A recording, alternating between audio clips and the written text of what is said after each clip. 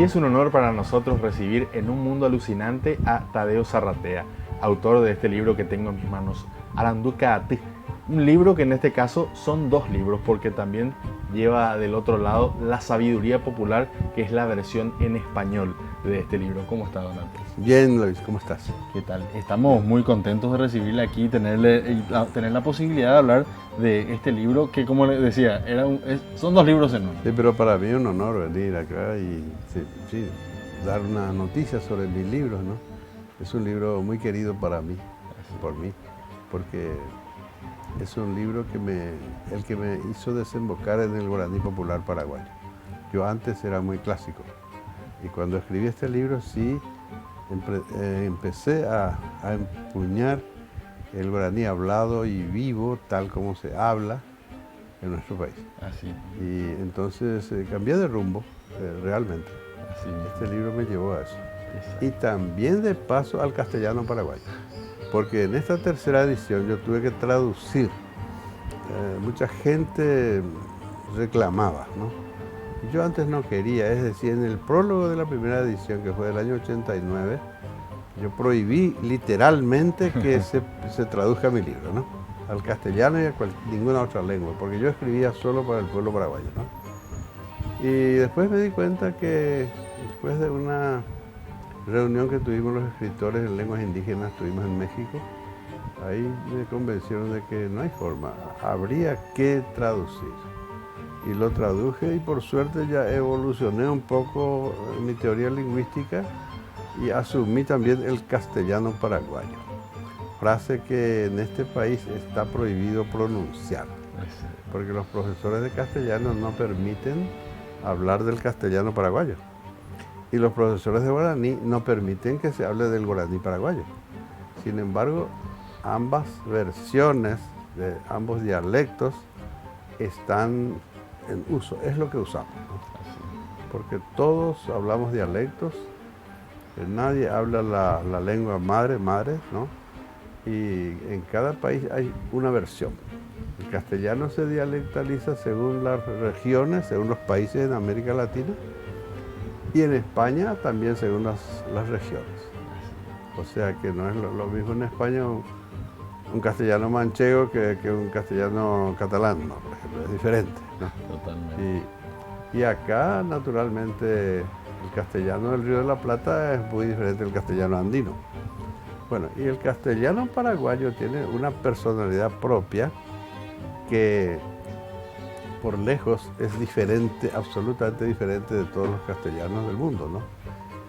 Tiene tanta personalidad, tanta identidad que realmente para nosotros es una ventaja y porque nos da identidad. Totalmente. Porque uno va a Europa y habla el castellano y el lingüista ya sabe, ese señor viene de tal país. Porque la lengua de uno, el dialecto que uno utiliza le delata. Y el castellano paraguayo es muy apreciado en España, te cuento, Luis. Muy apreciado, sí. Yo estuve con grandes lingüistas de allá, con académicos, y ellos dicen el castellano paraguayo es uno de los mejores castellanos del mundo, porque es un castellano muy rico en su vocabulario y es un castellano sincopado. Eso significa, el paraguayo dice una palabra y para un poquitito y empieza la siguiente palabra, entonces se entiende completamente todo lo que dice, ¿no? Sí. Y esa síncopa le viene del guaraní, porque realmente el guaraní es la lengua sincopada, porque todas sus palabras terminan en vocal y uno está obligado a hacer una pausa real o virtual después de cada palabra. Y eso se traslada al castellano paraguayo y entonces le da personalidad propia. Y bueno, estas dos variedades de lenguas yo identifiqué bien y uso para mi literatura. Así es. Sí, señor. Son cuentos y también... Son cuentos, sí. 25. Este libro contiene 25 cuentos y un ensayo sobre la pobreza.